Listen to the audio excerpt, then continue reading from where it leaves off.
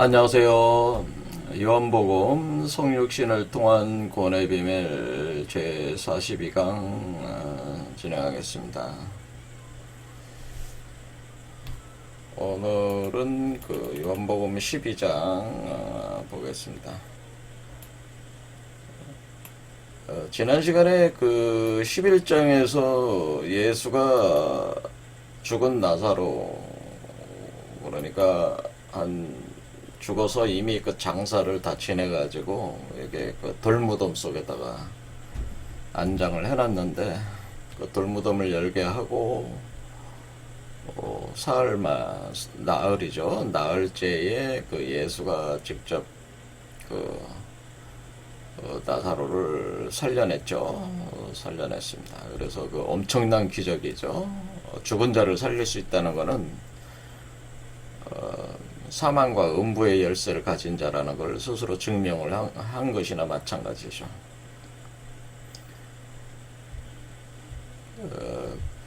그래서 너무나 엄청난 기적들을 계속 행하고 있어서 기득권을, 그 사회, 유대 사회의 기득권, 그러니까 당시에 로마 총독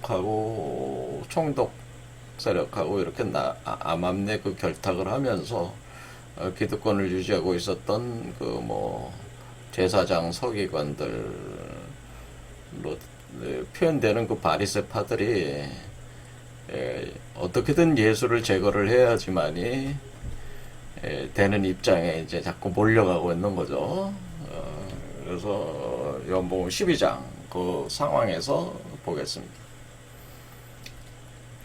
1절, 6월절 엿새 전에 예수께서 베다니에 이르시니 이곳은 예수께서 죽은 자 가운데서 살리신 나사로가 있는 곳이다. 거기서 예수를 위하여 잔치를 할세 마르다는 이를 보고 나사로는 예수와 함께 앉은 자 중에 있더라. 마리아는 지극히 비싼 향유 곧 순전한 나드 한 근을 가져다가 예수의 발에 붓고 자기 머리털로 그의 발을 씻으니 향유 냄새가 집에 가득하더라. 제자 중 하나로서 예수를 잡아줄 가롯 유다가 말하되 이 향유를 어찌하여 300데나리온에 팔아서 가난한 자들에게 주지 아니하였느냐 하니, 이렇게 말하면 가난한 자들을 생각함이 아니요 저는 도적이라 동계를 맞고 거기 넣는 것을 훔쳐가미러라. 예수께서 가라사대 저를 가만두어 나의 장사할 날을 위하여 이를 두게 하라. 가난한 자들은 항상 너희와 함께 있거니와 나는 항상 있지 아니하리라 하시니라. 그래서 여기 보면 이제는 베다니가, 여기가 바로 그 예수가 사랑하는 사람들, 그러니까 그 사랑하는 사람들을 여기서 이제 죽은 나사로를 살렸을 때 이 나사로도 그 사랑하는 사람 중에 하나였지. 하나라고 이제는 지칭이 되고 있는데, 그냥 마르다, 마리아, 나사로 이렇게 되잖아요. 마리아, 나사로는 남성이고 마르다와 마리아는 여성이죠. 마르다가 언니고 마리아가 여동생. 그러다 보니까 예수를 위해서 이제 예수가 이제 나사로를 살려냈으니까 고마움의 표시를 해야죠. 그러니까 예수를 더욱더 신앙을 하게 되고, 그 예수를 위해서 잔치를 하는 거죠. 예수 이제 오셨으니까 제 베다니에 이 사람들 집에 왔으니까 잔치를 하면서 뭐 고마움도 표시하고, 이제 죽었다 살아났으니까 엄청난 거잖아요. 그러니까 잔치를 하는 모양입니다.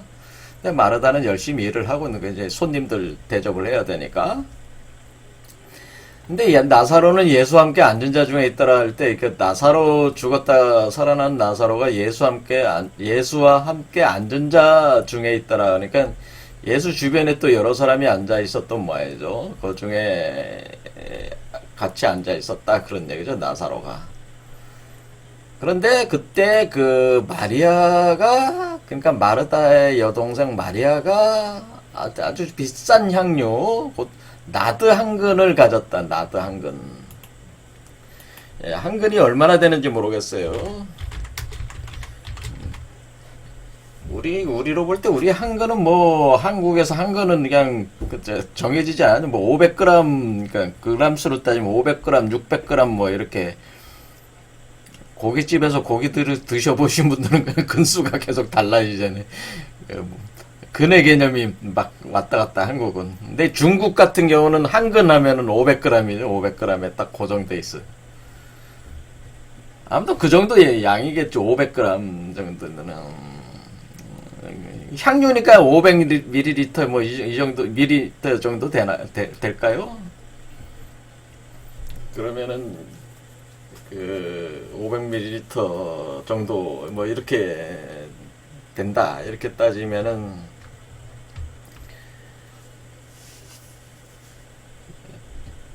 그 화장품 쓰시는 분들은 아실 거 아니에요. 그 뭐 저는 이제 남성이니까 화장품 거의 안 쓰는데 뭐 토너 같은 거 쓰시면 거기 그 액체가 한 500ml 정도 되죠. 되죠. 콜라 한 병에 몇 밀리리터 되나? 좀 큰 거. 아무튼 그 500ml 정도 되는 모양입니다. 그래서 그것을 가져다가 나드라고 하는데, 나드가 어떻게 생겼냐면은, 이게 나드꽃이에요. 나드꽃인데, 여기 이제는 나드라는 식물, 이게 나드라는 식물인데, 나드라는 식물과 뿌리줄기에서 짜냈다고 하는 거, 순전한 나드 오일이다라고 하는 거죠. 그러니까 이것은 보통 그 향료를 이렇게 만들 때는,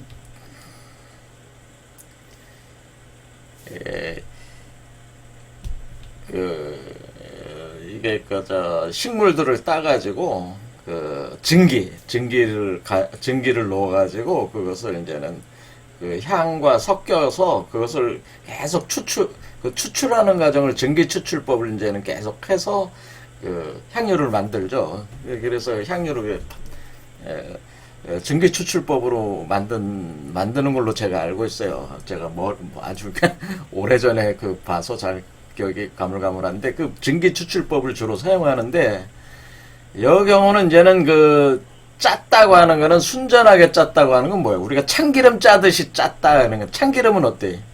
불을 가해가지고 참기름이나 들기름 같은 거는 우리 어떻게 짭니까? 불을 이렇게 가해가지고 온도를 높인 뒤에 압착기로 누르는 거죠. 압착기로 누르면은 기름이 나오잖아요. 그래서 우리가 참깨 같은 경우는 한국에서 한 100g 짜면은 참깨가 한 3g 정도 나와요. 근데 또 좋은 참깨 같은 경우는 한 100g 짜면 한 52g 정도. 이렇게 그러니까 프로테이지가 많이 틀린데 한국 참깨는 좀 적게 나와요. 근데 그런 방식으로, 이게 짜는 방식도 이제는 생오일로 이렇게 생으로 짜는, 불을 가해서 짜는 방법이 있고, 생으로 짜는 방법이 있고, 전기를 가해서 짜는 방법이 있고, 아무튼 다양한 방식으로 추출을 하는 건데, 여기는 완전히 생으로 짠 것 같아, 제가 보니까. 생으로 그냥, 불도 안 가고, 생으로. 그러니까, 불을 안 가하면은 나오는 양이 엄청 작을 거 아니에요. 그렇죠? 나도 여기 원료를 한 100g 넣었다 그러면 한 10g 정도 나오나? 오일이 이런 거는 좀 나올 겁니다. 여러분 이제 포도씨기름 같은 거, 여러분 포도씨기름은, 포도는 어떻게 짜는, 포도씨기름도 불을 가해서 이렇게 짜는데, 100g 짜면 2g 밖에 안 나와요. 그러니까, 근데 그러니까 기름마다 특성이 있어가지고, 많이 틀립니다. 조금씩 틀립니다. 저희 하는데. 근데 이 경우는 이제는, 나도 오일을, 우리가 보통 이제 오일 할 때 올리브유, 감람나무유를 많이 받잖아요. 여기 성경에는 그런데 감람나무. 근데 여기 이제 나도 오일이라고 하는 거예요. 이거는 이제 올리브유는 이제 냄새가 거의 안 날 수도 있죠. 그러니까 나긴 나겠죠. 올리브나무 냄새가. 근데 나도 오히려 이제 향유로 주로 쓰는 거죠. 향유로 쓰는 거예요. 향유 용도로 쓴 거니까 향이 엄청 좋은 모양입니다. 저는 사용 안 해봐서 모르겠는데 이 나드 순전한 나드 한건이라고 했으니까 아마 그 아무것도 불도 안 가고 그냥 앞잡기로 그냥 강력한 앞잡기로 이렇게 짠다.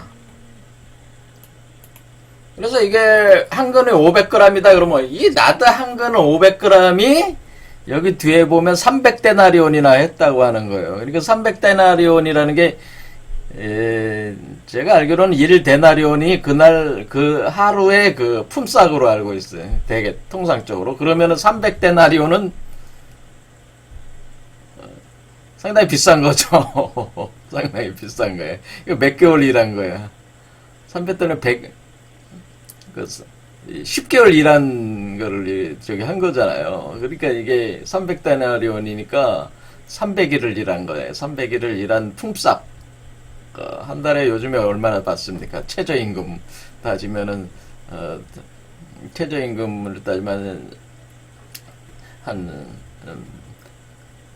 뭐, 200 한 뭐, 어느 정도 되는 거야. 이게 몇백만 원 되는 거죠, 지금. 그러니까 엄청 비싼 거죠. 그러니까 우리 현대적으로 이렇게 계산을 해보면. 당시도 그랬는지는 모르겠지만은, 아무튼 엄청 비싼 향유였다는 거예요. 그러니까 이게 이렇게 비싼다고 하는 거는, 불도 안 가고 아주 생으로 그냥 앞잡기로 눌러서 짜낸 거야. 제가 생각할 때는 그래요. 순전한 나다 한 건을 가더니, 이렇게. 그래서 그 비싼 향을 갖다가 향유를 기름을 예수의 발에다가 붓고 자기 머리털로 그 발을 씻었어. 그러니까 향유 냄새가 집안에 아주 가득하니까 가득하다. 그러니까 제자 중 하나로서 근데 그거를 이제는 그 예수 주변에 이제 제자들이 앉아 있고 거기 나사로도 앉아 있는데 그 마리아가 예수 그 옆에 앉아가지고 그 일을 하고 있으니까 마음이 불편해. 저기 제자들은 왜? 불편하죠. 여자가 그저 젊은 여자가 그저 예수 그 옆에 앉아가지고 그렇게 하고 있으니까 그렇잖아요. 남녀 유별인데 그렇죠. 그런 생각이 좀 안 드세요? 그럴 것 같아. 그래서 그런데 이제 그 중에 하나가 이제 가룟 유다가 일어나서 얘기하는 거예요. 아니 이 향유가 어찌 300데나리온에 팔아가지고 이 향유 이 비싼 향유 팔면은 그대로 갖다 팔면은 300데나리온이나 되는데 이거 팔아서 가난한 사람들에게 나눠주면 얼마나 좋냐. 가난한 자들에게 주지. 이거 300데나리온 팔아서 가난한 자들에게 나눠주지, 그래, 나눠주지, 이게 뭔 짓 하고 있는 거냐. 이런 식으로 이제는 책망을 하는 거죠. 비난을 하는 거야. 그러니까 이게 그 입 바른 소리를 하는 건데, 그러니까 진짜 이렇게 생각해서 한 거는 아니다. 이거지. 이게 가룟 유다가. 왜? 가룟 유다가 볼 때는 지금 마리아를 상당히 이런 행태에 대해서 아주 심리적으로 뒤틀려 있는 상태야, 지금 보면은. 그렇죠? 이렇게 말하는 것은 가난한 자들을 생각하는 게 아니고, 사실은 뭐예요? 저는 도적이라 돈괴를 맞고 거기 넣은 것을 훔쳐감이라. 그러니까, 만약에 300데나리온에 딱 팔아가지고 300데나리온을, 뭐예요? 동괴에다가 넣어놓으면은 가룟 유다는 이 동괴를 관리하는 제자들 중에 돈을 관리하는 그때 돈을 관리하는 재무 담당이었던 모양이에요. 그러니까 이 동괴를 가지고 그 동괴를 그러니까 지금 배신하려고 하는 거니까 예수를 팔아먹으려고 하는 거니까 팔아먹을 땐 바리새인들한테 돈 받는 건 받는 거고, 그것 때문에 하겠습니까? 가지고 있는 돈도 다 가지고 튈 생각이다. 이런 식의 의견 중에 깔려 있는 거죠. 이렇게 그 돈깨를 막고, 그러니까 자기가 돈깨를, 재무 담당을 막고, 거기 넣은 것을 훔쳐가려고 이렇게 계획을 하고 있는 것이다. 이런 거죠. 그러니까 예수께서 가라사대 저를 가만두어 나의 장살날을 위하여 일을 두게 하라. 가난한 자들은 항상 너희와 함께 있거니와 나는 항상 있지 아니하리라 하시니라. 이렇게 하는 거죠. 그러니까 예수가 뭐라는 게 내가 곧 죽을 날이 왔다. 이게 내가 죽는다는 거죠. 이게 죽는다는 거 아니에요. 예수께서 내가 죽으니까 나의 장사할 날이 있다고 하는 것은 내가 곧 죽을 거다라고 하는 그런 걸 암시를 하고 있는 건데, 뭐, 사람이 죽으면은 요즘에 한국에서도 지금, 상조 회사들이 엄청 많이 생겼잖아요. 그러니까 사람이 죽으면은, 저도 이제는 아버님께서 돌아가시면서, 보면은, 해달라는 대로 안 해줄 수가 없어. 왜냐면 마지막 가는 길에 해줄 걸 그러니까 쥐뿌리 기둥을 다 뽑아서라도 해서 보내고자 하는 것이 이제는 그 남은 사람들의 그 심정이기 때문에 그런 걸 이제는 그 많이 이용해 먹는 거죠. 저기가 장사 지내는 그 대리해주는 사람들이. 그러니까 이게 돌아가실 때도 입는 옷이라든가 짜는 관이라든가 다 모든 걸 다 비싼 걸로 하는 거잖아요. 그렇죠. 그러니까 이 향유도 원래 이 향유도 우리는 뭐라 그래 사람이 죽으면은 옷 다 벗겨가지고 뭐라 그래 몸을 이렇게 닦아내고 막 그러잖아요. 그렇게 할 때에 염한다고 그러나요? 염하는 거.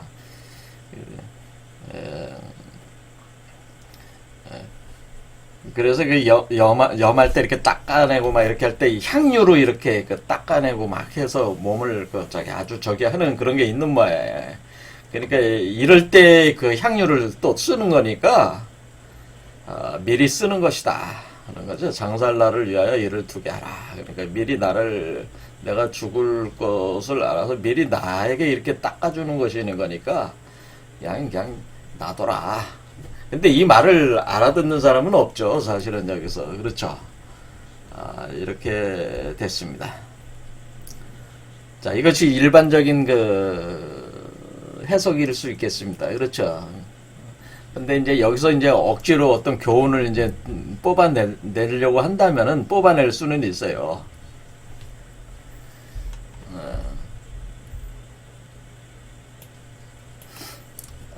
그러면 한번 볼까요?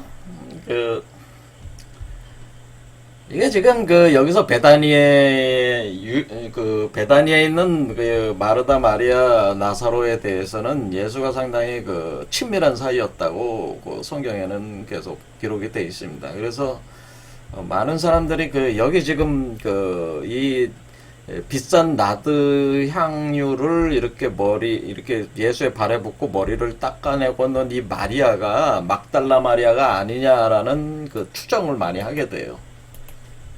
막달라 마리아. 그래서 이 막달라 마리아가 이 마리아가 아니냐. 근데 막달라 마리아는 예수의 신부가 아니냐. 예수의 그러니까 여친이 아니냐. 한마디 우리 따지면 여친이에요, 여친. 그러니까 여친이 아니냐라는 주장들이 많이 있어요. 사실 그렇죠. 예수의 여친? 아니면 신부? 그러니까 부인? 뭐 이런 거죠. 뭐 예수는 팔팔한 남성 아직 결혼을 안 했으니까 뭐 여친을 있다고 해서 뭐 흠될 거는 아니라고 봐요. 저는 개인적으로 그렇게 생각합니다. 뭐 성인이라고 해서 뭐 그거 뭐 저기 할 건 아니에요. 자기가 진짜 부인이 있는데도 다른 여자하고 하면 이거는 문제지만은 지금은 그건 아니잖아요. 그래서 그건 아니기 때문에 이거 큰 문제가 있는 건 아니라고 봐요. 그런데 이제 또 결혼했다는 얘기는 또 없으니까 뭐 대강 뭐 여친이다 뭐 이렇게 볼 수도 있어요. 친밀하게 지내는 사이다라고 이렇게 볼 수도 있다 그런 얘기죠. 그래서 과거에 제가 이제 요즘에 사람들하고 만났을 때 그분들이 이제 한 얘기가 예수가 결혼을 해가지고 저 남프랑스로 가가지고 거기서 이제는 자식을 낳아가지고 이렇게 살지 않았냐. 그런 얘기도 있지 않냐. 그런 질문을 하시길래,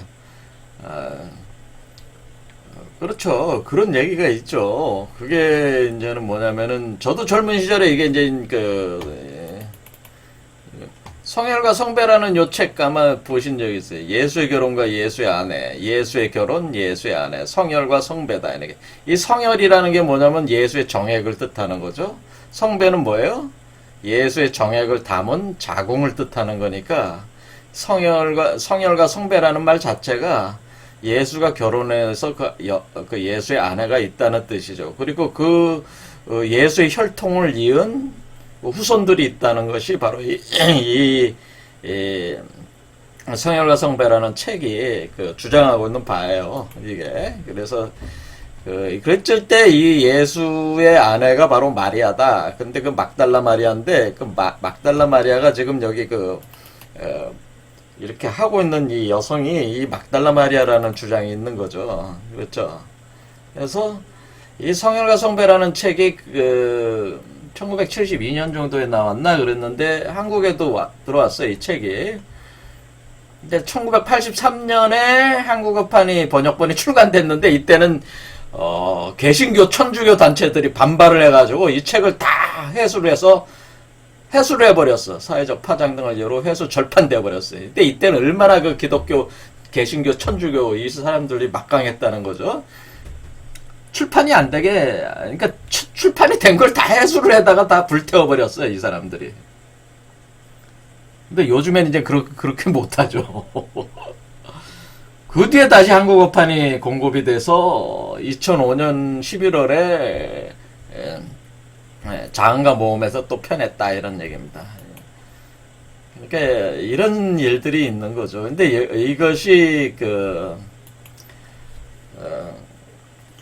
이제 주장이 뭐냐면은 그래서 이 책이 나중에 여러분들이 아는 다빈치 코드라는 또 책 있죠. 다빈치 코드. 누가 쓴 거예요? 이 다빈치 코드라는 것도 이 책의 내용을 가져다가 다빈치, 그러니까 레오나르도 다빈치의 최후의 만찬 그림에 숨겨진 그 코드들을 분석을 해서 뭐 이렇게 하는 그런 개념인데 예수의 비밀, 그러니까 이 예수가 결혼했고 예수의 아내가 있어서 그 막달라 마리아고, 이 막달라 마리아가 사실 여기 나드 향을 이렇게 머리로 이렇게 발을 씻기고 있는 여성인데, 이 여성이 근데 여기서 이제 결정적인 게 뭐냐면은 예수가 사실은 십자가에 못 박히지 않았다는 주장을 하고 있는 거예요, 여기서. 그래서 굉장히 충격적인 주장을 하고 있는 거예요, 이 책 자체가. 예수가 사실은 십자가에 못 박히지 않고 십자가에 못 박히는 것과 같은 연출을 했다고 하는 거죠. 연출을 해서 사실은 막달라 마리아와 그리고 자기 주변의 핵심적인 사람들을 이끌고 남프랑스로 가서 마르세유로 지방으로 가서 거기 지금 로마의 영역이니까 다 그때 당시는 완전히 다 로마의 영향권 안에 그냥 확 있는 데니까 다닐 수가 있죠, 이렇게. 그래서 가가지고 거기서 이제는 영주주의 기독교의 어떤 그런 영주주의, 이제 그노시스적 어떤 복음에 대한 것이 거기서 이제 굉장히 많이 성황하게 되는 어떤 그런 것을 이루게 되는 것이다. 이런 주장을 하고 있는 책이 성혈과 성배입니다. 그것이 이제 다빈치 코드라는 책으로 또 넘어가고, 그것이 또 영화로 뭐예요? 또 이제 나오게 되는 거죠. 그 영화를 보면은, 저는 뭐 영화관에 가서 영화 보는 건 아니니까, 그러니까 TV에서 이렇게 해주는 영화를 보니까, 거기 예수의 후손으로, 예수와 막달라 마리아의 후손으로 소피라는 여성이 여기 등장하더라고요. 프랑스 여성이요. 그렇게 나오는. 랭던 교수하고 이렇게 문제를 해결하는데 거기 같이 이제는 활동하는 여성으로 주연 배우로 이제 출연하더라고, 소피. 근데 거기서 이제 소피라고 이제 표현하는. 그렇습니다. 자, 이것은 진실일까요, 거짓일까요? 저도 잘 모르겠습니다. 진실인지 거짓인지는 잘 모르겠고, 어쨌든 간에 이런 주장들이 있다라고 하는 거예요. 그래서 제 입장은 어떠냐면은 그래도 좋고 안 그래도 좋다는 게 제 입장이에요. 그러니까 예수가 결혼했다서 그렇게 가서 애를 낳고 그렇게 뭐 후손들이 있다고 하는 거나 그렇게 안 했다고 해도 예수 자체의 그런 것은 여기 성경 자체는 그 성경 자체가 있는 복음 자체는 훼손되는 게 아니다라고 하는 게 제 입장이기 때문에 뭐 그래도 그만 안 그래도 그만이라는 게 제 입장이에요. 또 뭐 하는 얘기들이 뭐요?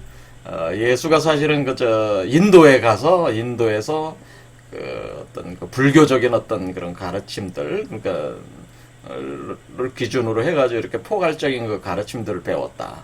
또는 뭐 이집트의 신전에 가서 또 배워왔다. 뭐 이런 식의 많은 얘기들이 있는데 그런 얘기들을 제가 젊은 시절에 많이 봤어요. 그래서 봐서 아는데 그래도 좋고 안 그래도 좋고 그렇습니다. 그러니까 저는 제 관점은 어떠냐면은 그렇다고 해도 뭐 그렇고 안 그렇다고 해도 뭐 그렇고 그것 자체가 제가 논쟁할 그런 논쟁에 참여할 생각이 없다는 거예요. 저는 그 무의미한 불필요한 에너지 낭비다. 저는 그렇게 생각한다네.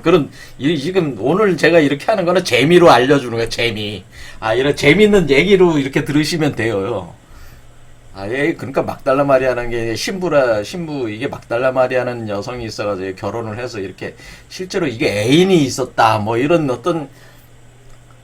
이런 것들을 어떤 분들은 굉장히 크게 생각할지 모르겠지만은, 기독교 자체가 뒤집어지는 일로 생각할 수도 있습니다. 할 수 있지만은, 제가 볼 때는 본질적인 문제가 아니고, 그런 정도로 기독교가 지금 무너지진 않았잖아요. 그래서 사실은 이런 일 가지고 논쟁을 하면은 시간 낭비, 에너지 낭비. 그래서 제가 언급을 안 하는 거죠. 그러니까 이건 진위 여부를 알 수 없는 거에 대해서는 덮어두는 겁니다. 덮어두고 말을 꺼내지 않는다. 그런 얘기입니다. 그러나 어쨌거나 여기서 마리아가 이렇게 하고 있는 데는 마리아가 예수와 엄청난 친밀한 관계라는 거를 이렇게 볼 수는 있어요. 여자로서 젊은 여성이 이제 30대잖아요. 지금 예수가 30대 초반이니까 굉장히 젊은 남성의 발을 이렇게 머리카락으로 이렇게 향유를 붓고 이렇게 닦는다는 자체가 굉장한 친밀감, 그걸 지금 예수 주변에 제자들이 이렇게 앉아있고 나사로도 앉아있음에도 그걸 전혀 신경을 쓰지 않고 하고 있잖아요, 이 마리아가. 그렇죠? 남이 뭐라고 하든 신경을 안 쓰고 이걸 하고 있는 것 같이 지금 그려주고 있잖아요. 그러니까 이렇게 이 마리아가 예수의 애인이다라고 하는 추정도 충분히 추정할 만한 근거는 있다고 이렇게 생각할 수 있는 거예요. 이렇게 자꾸 생각해 들어가면은. 그냥 쉽게 넘어갈 수 있지만은, 왜 이런가에 대해서 자꾸 묻게 되면은, 그렇게 추정할 수가 있는 거죠. 그렇죠? 이상하다. 왜 이 젊은 여자가 이래서 이렇게 그리고 여기 왜 예수가 사랑하시는 이들이라고 자꾸 표현이 돼 있거니와 또 이렇게 하고 있으니까 유독 이 남매들에 대해서 예수가 상당한 공을 들이고 있고, 죽은 것도 살려내고 이렇게 직접 가가지고 타임에 맞춰서 하면서 마리아가 또 이렇게 하고 있으니까 굉장히 어떤 내밀한 관계가 있는 거 아니냐라는 거에 대한 것을 알 수가 있고, 그리고 이 막달라 마리아에 대해서 제자들이 굉장히 심기가 불편했어요. 비난을 많이 했어요, 마리아에 대해서. 그래서 이 베드로를 저기로 한 예수의 친인척들이 중심이 이렇게 있고, 그 다음에 예수의 친인척이 아닌 일반적인 제자들이 있잖아요. 그러니까 일반적인 제자들이 볼 때는 뭐냐면은 이런 예수와 굉장히 친밀한 관계에 있는 사람들과의 어떤 이 집단 안에서 이게 이제 예수가 일종의 교주라고 보면은 교주를 둘러싼 어떤 내부적인 어떤 갈등들이 이렇게 있다고 하는 것이 이렇게 분명히 그런 게 있습니다. 사실은 분명히 있어요. 그냥 모든 종교 조직이 시작할 땐 다 그런 점들이 다 있죠. 그런 와 같은 것들이 여기도 있어요. 있는 건 사실이에요. 그래서 가룟 유다가 이렇게 나와서 이렇게 얘기를 하는 건 뭐예요? 베드로 쪽에 쪽에 있는 사람들이 이런 친인척이 아닌 제자들 입장으로 볼 때는 이런 걸 그러니까 이제 반대파라기보다 갈등을 서로 가지고 있는 거니까 그런 거 할 때마다 사사건건 이렇게 걸고 넘어지는 게 있잖아요. 그런 액션과 같은 그런 액션이 있다고 하는 거죠. 할 때에, 아니, 팔아가지고, 가난한, 우리가 지금 논리가 뭐야? 이렇게 우리가 지금, 아니, 비싼 그거를 왜 그런데 쓸데없이 낭비를 하냐? 그거 가지고 우리가 하는 일이 정말 없고 불쌍한 사람들 이렇게 살리기 위해서 그거 하는 건데, 그거 팔아가지고 불쌍한 사람들, 가난한 사람들 나눠주면 얼마나 좋냐? 그런 논리를 펼치는 거 아니에요. 그거는 논리적으로 볼 때는 맞는 얘기 같잖아요. 그런 식으로 이제는 전개를 하는 거죠. 자, 그렇지만은 여기서는 그렇게 얘기하지 않고, 이 가룟 유다가 앞으로 배신할 생각을 하고, 계획적으로 자기가 이 재무 담당이 돼가지고, 이 무리의 재무 담당이 돼서 그 돈을 다 가져가겠다, 훔쳐가겠다, 이런 의도를 가지고 지금 하고 있다. 그렇게, 요한복음 저자는 이렇게 이제 가룟 유다가 앞으로 배신할까 배신할까 아니까 여기 지금 그렇잖아요. 그래서 이게 기록을 이렇게 해놨다 그런 얘기입니다. 자, 이것이 이제 일반적인 생각이고, 그러면 저는 어떻게 보느냐면은 저는 또 제 의견이 있을 거 아니겠습니까? 뭔 의견이 이렇게 많냐 라고 여러분들이 이제는 생각을 하실 수도 있겠어요. 자, 그러니까 이거는 이제 상징적으로 그럼 생각을 해보자, 이런 생각도 해보는 거예요.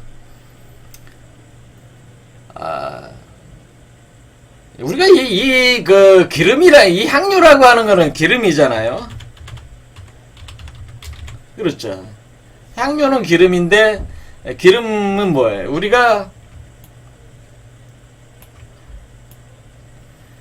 메시아를 뭐라고 그럽니까? 메시아 그리스도. 그러니까 메시아라고 하는 것은 유대의 어이잖아요. 그리스도라고 하는 것은 그리스도라고 하는 거예요. 같은 말이잖아요, 이게. 그런데 이 말이 뭡니까? 이 말이 기름 부음 받은 자라는 뜻이에요.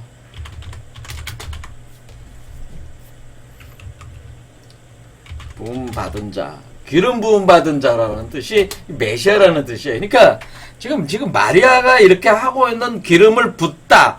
여기 있잖아. 예수의 발에 붓는다. 기름을 붓는다고 돼 있잖아요. 그러니까 예수의 발에 기름을 부어주고 있잖아요. 그러니까 예수가 메시아고 그리스도라는 걸 암시를 하고 있는 거예요. 사실은 기름 부음 받는데, 근데 예수의 머리에 기름을 부어주는 게 아니고 발에다가 부어주고 있단 말이에요. 그렇죠. 그러니까 우리가 유대의 왕을 책봉을 할 때 선지자가 어떻게 돼? 왕이 될 사람의 머리에다 기름을 부어주는 게 원래 그게 그거잖아요. 근데 머리에다가 부어주질 않고 발에다가 부어주고 있다, 그런 얘기죠. 그렇죠. 그러니까, 그런데 머리에 부어준 거는 어디에 부어준 거예요? 막달라 머리털로 씻고 있으니까 이게 누구 머리에 지금 부어준 거야?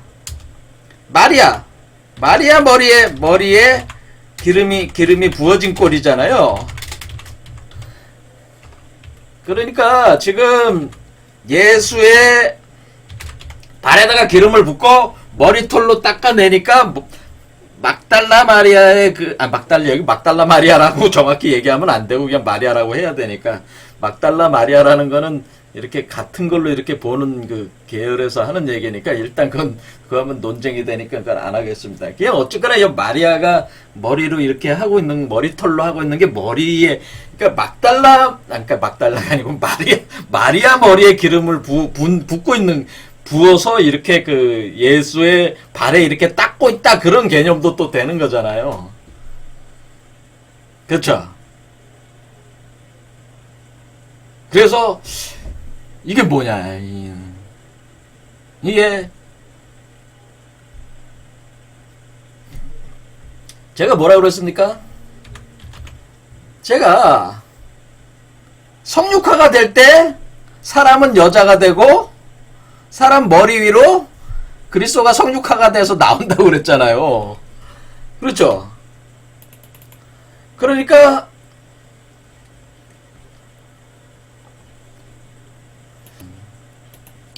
요게 지금 요 몸이 지금 마리아다 그렇게 생각해 보세요. 마리아.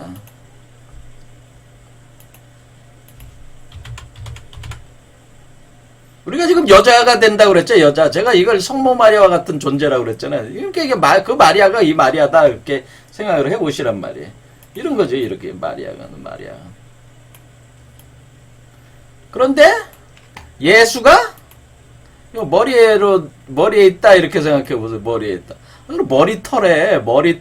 머리에 기름이 있는 거는 머리털에 기름이 엉기는 것이고, 머리털에 기름이 엉긴다고 하는 것은 예수의 발에 기름이 엉기는 거잖아요. 자, 예수가 이렇게 있다 하면 이 예수의 발끝에, 예수의 발에, 예수가 이렇게 있는 거 아니에요. 이렇게 있으니까 여기 발에 머리카락과 이렇게 돼 있는 거 아닙니까? 그렇죠? 그러니까 예수가 부활할 때 어떻게 합니까? 여기서 가슴에서 죽어서 이 머리 위로 나오는 거잖아요. 그렇지. 머리 위로 나오는 게 부활하는 거란 말이에요. 이게 사실은. 그러니까 요 머리에다가 기름을 부어가지고 뭐 어떻게 돼? 그러니까 여기 머리에, 그러니까 여기가, 그러니까 사실은 여기서 요 몸 안이 지금 무덤이니까 여기 무덤, 여기 가슴이 사실은 무덤인데 여기 올라와서 다시 여기 여기 여기가 뭐야? 예수를 처형한 해골산. 산 아닙니까? 여기가. 그러니까 그 해골산 위로 이렇게 올라와서 나오는 거니까 여기다가 머리에다 기름을 부었다. 이렇게 되는 거죠. 그러니까 지금 여기서 지금 마리아가 예수의 발에 기름을 붓고 있는 이 행위 자체는 사실은 예수의 부활, 죽음과 부활에 대한 암시이기도 하고 또 이러한 메커니즘, 성육화에 대한 메커니즘에 대한 암시이기도 하다라고 하는 거죠. 그러니까 마리아가 그냥 이렇게 예수의 발에다가 기름을 붓고 머리칼로 그냥 닦아낸 게 아니고 이 현상을 상징하고 있는 에피소드다 그런 얘기죠. 제 얘기는. 이게 지금 우리가 지금 우리 몸속에서 애를 낳고 있는 거 아니에요. 그러니까 마리아가 애를 낳는 거야. 애를 낳아서 그리스도라는 애를 낳았어. 낳아가지고 여기다가 낳으면은 여기에 머리에 그러니까 여러분들이 어때요? 이렇게 기름이 부어지면 여기로 나오는 거죠. 새로운 왕으로 나오는 거잖아요. 그렇죠? 그렇게 되는 거니까. 그러니까 이치적으로는 우리가 여성체가 되는 거라고 그랬죠. 여성체, 하나님의 성령을 받아들이는 여성체가 돼서 이렇게 하는 거니까 우리의 머리에 예수의 발에다가 향유를 하고 기름을 닦는다는 자체가 이것이 바로 그 부활의 죽음과 그 부활에 대한 상징이라고 하는 거죠. 그리고 이것이 바로 메시아에 대한 기름 부음 받은 자라는 의미라고 하는 거죠.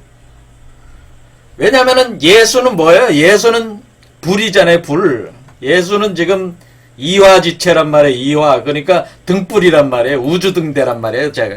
제가 우주등대라고 그랬잖아요. 나오면 우주등대가 된다. 그런데 등불이 빛을 발하려면 어때? 기름이 있어야지. 불이 탄다는 거 아닙니까? 원료가 있어야지 기름이 탈 거 아니에요. 그러니까 기름을 부어줘야지 불이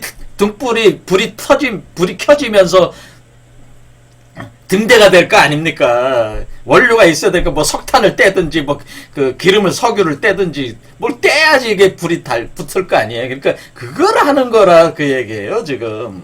그거를 상징화시킨 것이다라고 하는 거고, 그게 300데나리온이라고 하는 것은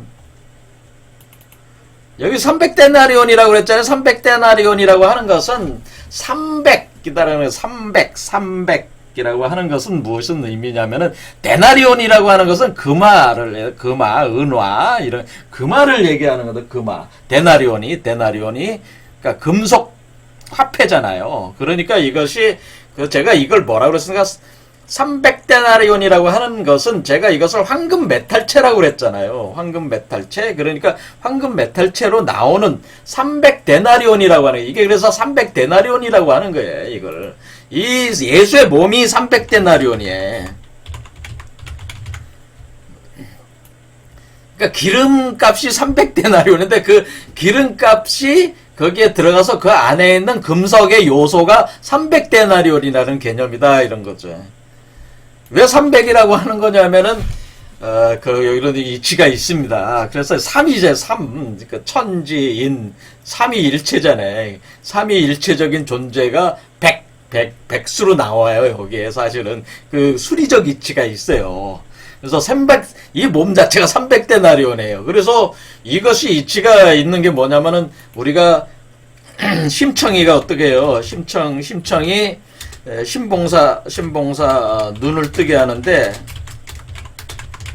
300 공양미 300석을 바치잖아요. 이거하고 같은 개념이에요. 심청이 신봉사 눈을 뜨게 하는데 공양미 300석을 바쳐야지 신봉사 눈이 떠진다고 하는 것은 이게 제3의 눈이 떠진다고 하는 것은 이 몸이 나온다는 거예요. 이해가 되시죠? 그러니까 이 몸이 구성이 된다고 하는 얘기입니다. 그래서 이 눈이 뜨게 한다, 신봉사 눈이 뜨게 한다는 게 제3의 눈이 열린다는 뜻이에요, 사실은. 그래서 이게 300데나리온이 그런 공양미 300석의 300이란 거와 300데나리온의 같은 개념이다, 그런 얘기라 그 얘기죠. 그러니까 우리 심청전도 그냥 써진 게 아니고 이 이치를 설명하기 위해서 그 심청전도 이렇게 내려온 거라 그 말씀을 제가 드리는 겁니다. 자, 그래서 여기는 지금 어떻게 돼 있냐면 이 에피소드는 그러니까 저 같은 경우는 어떻게 해석하겠어요?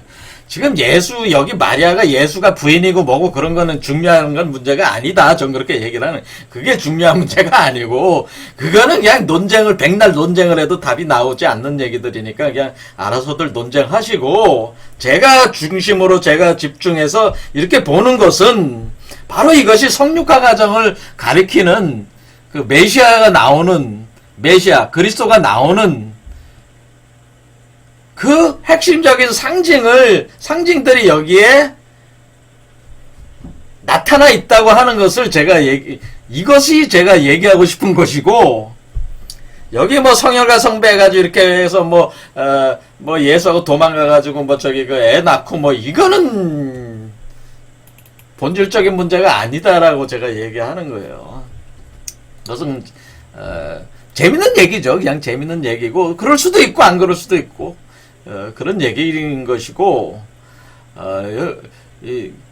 그러니까 그런 거는 상관없이 성경이라는 것 자체가 예수의 가르침이라고 하는 것 자체가 살아있다고 하는 거 이런 식으로 살아있는 것이지 그런 실제적 어떤 그런 것들이 어떤 영향을 주거나 제 관점으로 볼 때 영향을 주는 것은 아니다. 전 그렇게 본다는 게. 그러니까 이런 부분들에 더 집중을 해야 된다. 그러니까 성경 자체가 주는 복음, 그 메시지에 집중을 해서 우리가 봐야 되는데, 그러니까 자꾸 본질적이지 않은 문제들에 자꾸 매달리게 되면은 역사적인, 특히 역사주의적인 어떤 그런 해석을 제가 별로 안 좋아하는 거예요.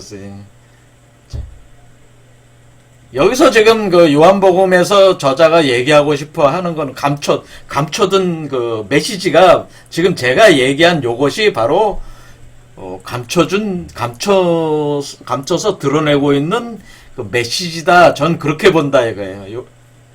자, 이제 정리를 해보면은 결국에는 마리아는 누구를 뜻하는 거예요? 여러분 자신을 뜻하는 거고, 예수는 여러분 몸 밖으로 나오는 성육화된 황금 메탈체로서의 존재를 뜻하는 거고, 그러니까 여러분이 마리아니까 여러분 머리에 기름을 부어야지 예수가 등불이 탈 거 아니에요. 그래서 기름 부음 받은 자가 되는 겁니다. 그래서 예수의 그렇게 되면 위치상으로 어떻게 되는 거예요? 몸 밖으로 나올 때는 위치상으로 여러분은 머리털이 되는 거고 그렇잖아요. 예수는 여러분의 몸 밖으로 나오는 예수 그리스도는 발이 위치가 되니까 기름이 묻혀지는 위치가 여기다라고 하는 거지. 그래서 기름을 닦고 있다고 하는 거지. 그러니까 죽었다 부활하는 거니까 죽었다 부활할 때의 그 위치다. 그래서 미리 장사를 지내는 것이다라고. 나의 장사할 나를 위하여 일을 두고. 그러니까 이게 죽었다 부활하는 거니까 그렇게 하는 거죠. 그래서 기름을 부어가지고 다시 태어나게 하는 거니까. 그리고 300데나리오라는 거는 그 공양미 상백석하고 같은 개념이다라고 하는 거죠. 그래서 이 300이라는 게 한자로 이해하면 금방 이해가 돼요. 3이라는 게 삼위일체를 가리키는 숫자예요. 이게 3. 그리고 하고 백자, 100백자라고 하는 것은 이 100이라고 하는 것은 금을 가리켜요. 금. 그러니까 100백자는 어떻게 되냐면 이건 300이라고 하는 걸 다시 쪼개서 얘기하자면 3, 1 세 개가 하나라는 뜻이야. 3, 1, 100 이런 뜻이에요. 3이 하나가 되는 100이다라는 뜻이에요. 3이 하나가 되는 100이든 이 100이라는 게 뭐냐? 이게 금을 뜻한단 말이에요. 금속체. 그러니까 이 금이니까 데나리온이 금이잖아요. 그렇죠. 그러니까 3이 일체, 3이 하나가 되는 100 색깔로 표현한 거라고.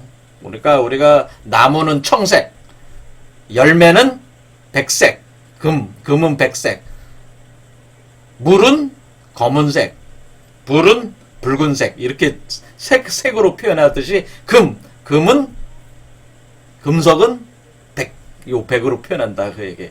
그래서 요게 황금 메탈체로 나온다는 걸 표현해주는 거야, 이 백자가. 그러니까 백자가 나올 때는 무조건, 이게 금이다, 이렇게 생각하시면 돼. 금속이다.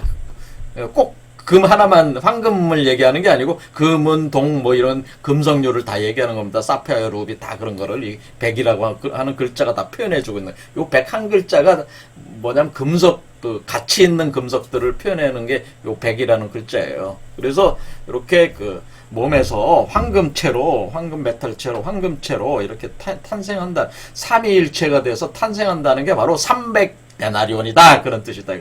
이렇게 상징적으로 이렇게 감춰놓은 것이다. 이런 얘기. 그러니까 이것도 이렇게 보면은 성육화 과정을 이것도 표현한 거야. 제가 볼 때는. 저는 이렇게 계속 이렇게 보는 거죠. 그렇게 보는 게 틀렸다고도 할 수 있겠죠. 제가 보는 게 틀렸다고 말씀하실 수도 있겠지만 제가 볼 때는 이게 이렇게 보인다 그런 얘기죠. 이렇게 보인다. 자, 제가 이렇게 본 것이 그럴듯할 수도 있는 거니까 또 하나의 해석으로 여러분이 뭐 받아들이셔도 되고 안 받아들이셔도 되고 그건 여러분의 문제니까 오늘 여기까지 하겠습니다. 감사합니다.